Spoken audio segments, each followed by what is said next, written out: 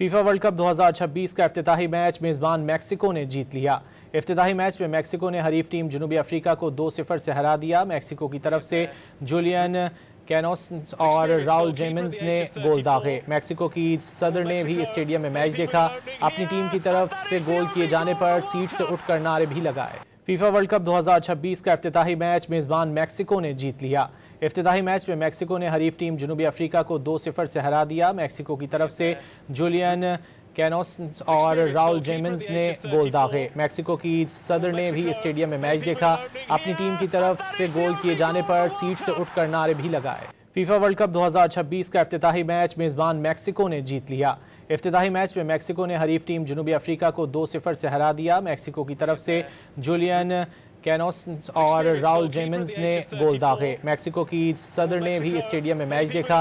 अपनी टीम की तरफ से गोल किए जाने पर सीट से उठकर नारे भी लगाए।